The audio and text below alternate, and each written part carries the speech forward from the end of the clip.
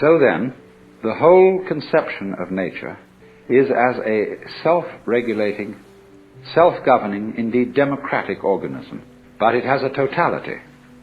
It all goes together, and this totality is the Tao. When we speak in Taoism of following the course of nature, following the way, what it means is more like this: doing things in accordance with the grain.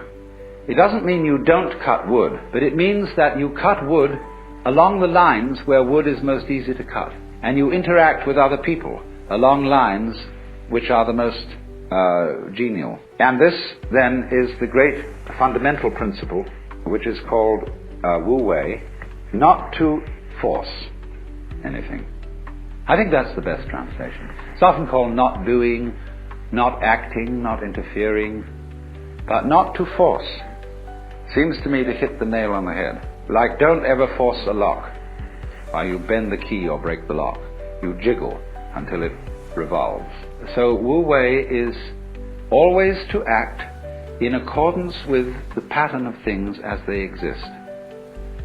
Don't impose on any situation a kind of interference that is not really in accordance with the situation. It would be better to do nothing than to interfere without knowing the system of relations that exists. It's terribly important then to have this feeling of the interdependence of every form of life upon every other form of life. How we, for example, cultivate animals that we eat, look after them and build them up, and see that they breed in reasonable quantities. We don't do it too well, as a matter of fact, especially troubles are arising about supplies of fish in the ocean, all sorts of things. But you have to see that life, that the so-called conflict of various species with each other, is not actually a competition. It's a very strange system of interrelationship, of things feeding on each other and cultivating each other at the same time. The idea of the friendly enemy, the necessary adversary, who is part of you. You have conflicts going on in your own body. All kinds of microorganisms are eating each other up. And if that wasn't happening, you wouldn't be healthy. So all those interrelationships, whether they appear to be friendly relationships as between bees and flowers, or conflicting relationships as between birds and worms, they are actually forms of cooperation.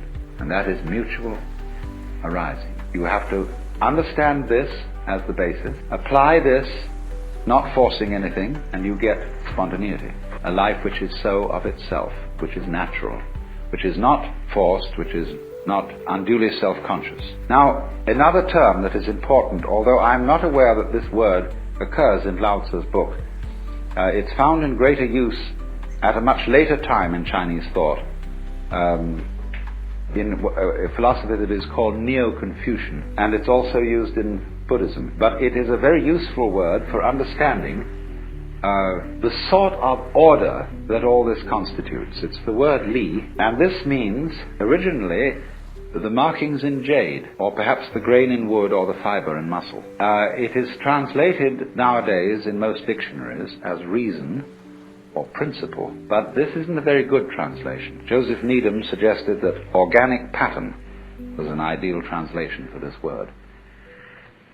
And so in the same way, the foam patterns, the rock patterns, the patterns of our vegetation are at once extraordinarily orderly, but they don't have an obvious order. Nobody can ever pin it down. That's what I'd like to say. You know that there is order there. There's something quite different from a mess, but there's no way of really getting it. Now, in order to be able to paint that sort of way, or to live that sort of way, or to deliver justice that way, if you were a judge, you have to have it innately. You have to have an essential sense of Li, and there's no way of prescribing it. This is the very devil for teachers, because you see, all our universities and schools are trying to teach creativity. That's the great thing these days, you know. And you hear at the Esalen, all sorts of people are giving courses and workshops in creativity. Now, the trouble is this.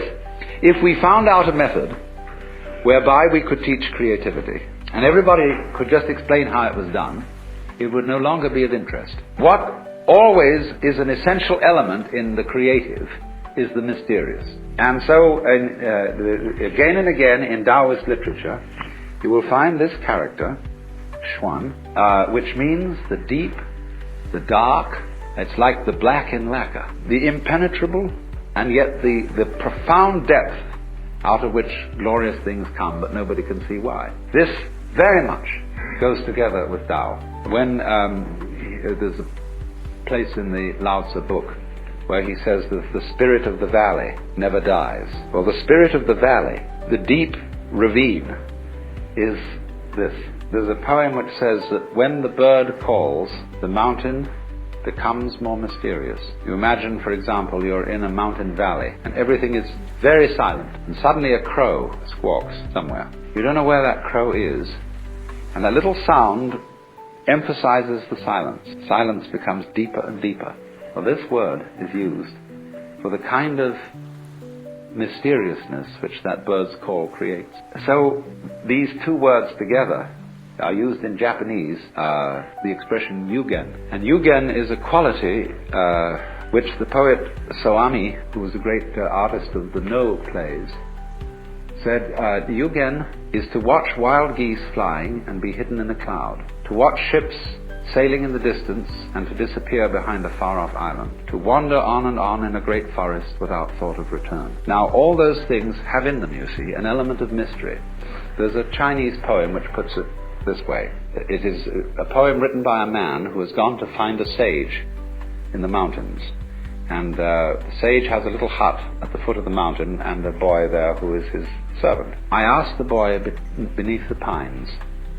He said, the master's gone alone, herb gathering somewhere on the mount, cloud hidden, whereabouts unknown. And this also creates the mood of Yugen. The hermit, you see, is a kind of Yugen personality. He's a very valuable person and a very wise person, but nobody knows where he is. And ever so many Chinese poems are concerned with the life of hermits, seeking after hermits, and the wonder of hermits who totally disappear altogether. This is this funny idea of the deep and the dark, the thing that is important just because you can't quite understand it. Now, to Westerners, all that tends to sound rather hopeless. You say, if you can't tell us how it's done, what's the use? And that, you see, is because we have insufficient trust in ourselves. We think that we'll never be able to do certain things unless we have instructions as to how to do it.